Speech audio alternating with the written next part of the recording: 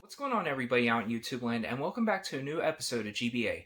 In this video we're going to do another conversation video where we talk about games, and in this case we're talking about systems. So today we're going to talk about the top 5 consoles in my collection that I feel like are a little bit more obscure or harder to find, or when you do find them they're probably priced a little bit too high for you. So yeah, I don't really want to use the term rare because none of these are necessarily rare. But these are systems that I feel like are a little bit more uncommon and harder to find. So yeah, these are going to be in no particular order. And, but these are my favorite consoles in my collection that I feel like are a little bit more difficult to find out in the wild or at game stores, just in general. So yeah, so let's get this thing started and we'll go with the first console.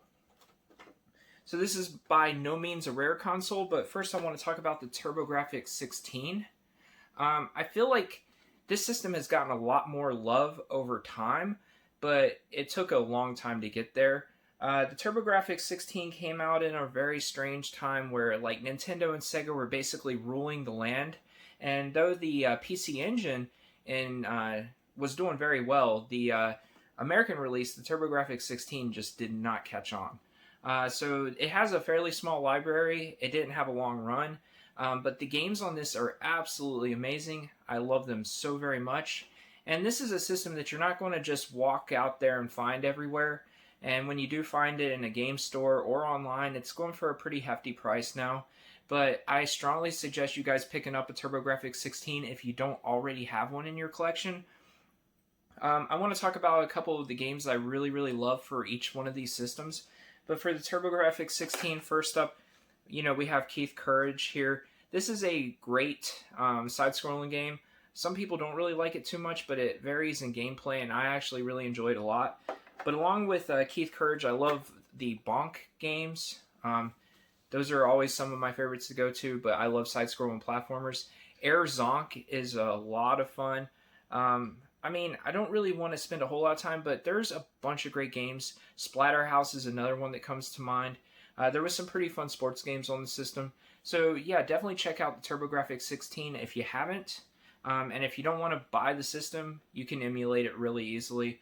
A lot of good games that are worth playing on this system. Like I said, not rare, but it's definitely one you don't see all over the place. Next up, in the same vein, we have the second version of the Nintendo Entertainment System, otherwise known as the Top Loader. So this came out after the Super Nintendo was released. It was basically a redesign of the original NES, and as you guys can see, it has the Top Loader. So the original NES had the, I don't even know what you call it, where you put the game in and you push down on it to activate the game. Basically, that helped the pins wear out a lot easier. So this version is more sought after for that reason, and I'm here to say this is so much better to play NES games on. The only thing that this is missing is the AV cables to the TV. This only connects through RF. But if you're playing on a old school CRT TV, I don't know, maybe I'm just weird, but RF works fine for me. But this is the way I play NES games when I'm using my real carts. And like I said, this is not a rare console, but is a little bit harder to find and more sought after, so the prices of this has went up a lot. So if you are lucky enough to find one of these, you're going to pay a decent amount more than a standard, NES. But yeah, so this is my Top Loader NES, and you guys have seen my videos. I did a top 15 list of my favorite NES games. If you haven't watched that, check that out. I'm not going to mention there's way too many NES games, but you guys know that's my favorite system of all time. And if you're interested in my favorite games for this system, just look at that video where I showed the top 15 games. So yeah, we've got the NES Top Loader here. Definitely something that you want to add to your collection if it's feasible. Also, the dog bone controller that came with the second iteration of the NES is very much superior to the original box NES controller. So definitely dog bone controllers, if you can find those, get those as well. Alright, so next up, this is not really rare or uncommon necessarily, but I have the re-release of the original PlayStation, the PS1, with the LCD screen attachment. And as you can see, this still has the protection over the LCD screen. So it's pretty much basically brand new. Now I have played this, and honestly, I really enjoy it. The screen looks great for the time period that it came out in, and like I said, neither one of these are overly uncommon or rare. But what makes mine a little bit different is that they are a matching set. And as you can see here, I've got the original box where it came as like a combo pack. And these are not easy to find. And I would go as far to say they're fairly uncommon.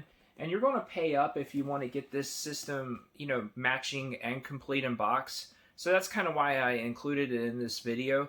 Because a lot of people don't have the matching set complete, basically. But I would say this is definitely a cool addition to any game room. It's just a neat attachment to the PS1 re-release. And when you close it down, it just looks like it belongs there. I absolutely love this. I think it's very sleek. But yeah, so PlayStation 1 games. I just released a video of the top played PlayStation 1 games in my collection like last week or something like that. So you guys need to check that video out if you want to hear about the games I love playing on the PS1. So yeah, definitely get one of these if it's feasible and if it's within your budget. Absolutely love this thing. Alright, so next up, so these are some of the more uncommon consoles that I have in my collection, I guess you could say that. I hate to use that term, but you definitely don't see these every single day. But first up, I want to talk about the Atari Jaguar. So the Atari Jaguar came out, 1993 if I remember correctly. This was labeled as the first 64-bit console, which, that's debatable. So what happened to the Atari Jaguar? This thing failed miserably, mainly for a lack of games. And I guess people just didn't really know how to develop games for a system like this back then. Now, that's not to say there aren't some really, really good games on this system. Another thing that really set this system apart was the controller, and that isn't necessarily for a good reason. The controller is fairly hard to play with. It's got a number pad on it, 3 main action buttons, I guess you could call them. One of the cool things, though, is some of the games came with overlays for the number pad, similar to something like the Intellivision back in the day. So there was a lot of buttons on the Jaguar controller. But another really weird thing about this system is they did not... as you can see, they didn't protect the cartridge port there. They left that open, which, if any of you guys have Jaguars, you know that gets really, really dusty down in there, and it's not the easiest to keep clean. But, I absolutely love the Jaguar. It's not something I play all the time. I actually don't currently have this hooked up. I do have availability to play it if I want to fairly easily.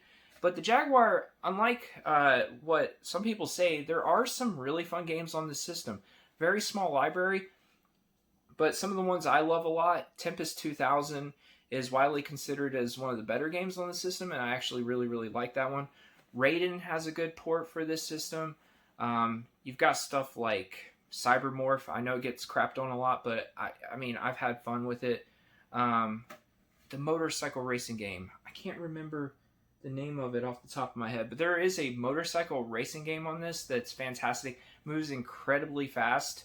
Also, Atari Karts is a pretty fun Mario Kart clone, but there are some fun games on this. Some of the fighting games are so bad they're hilarious, so those are kind of fun to put on and play as well.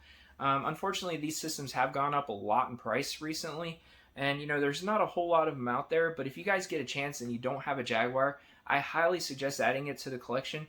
It's really, really fun and just a really neat thing to have in your video game collection.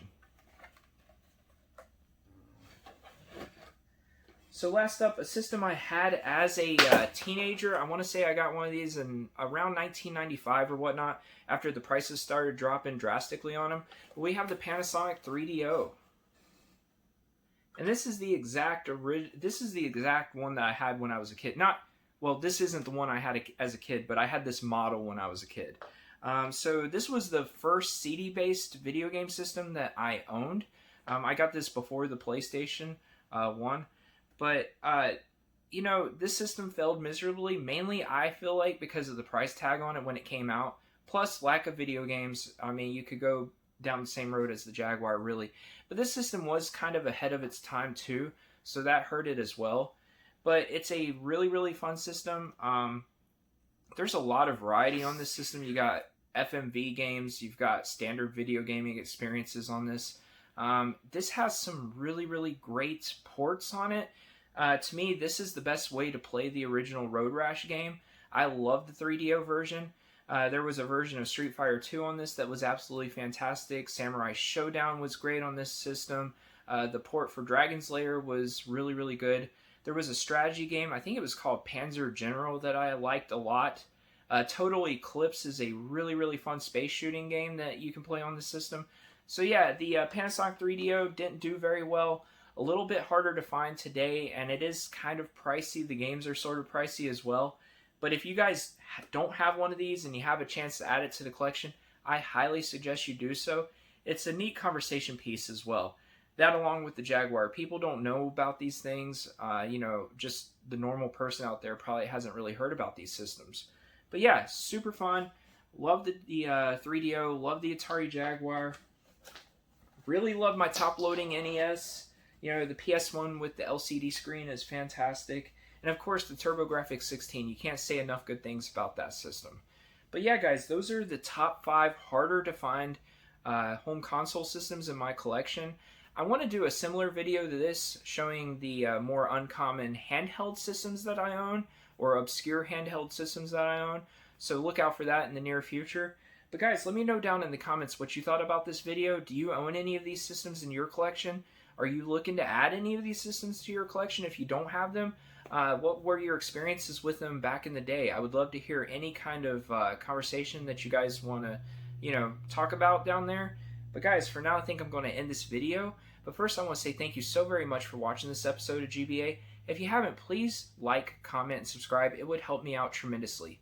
If you guys know anybody who might like this kind of content, please share the video around. I'm always looking to grow the channel a little bit.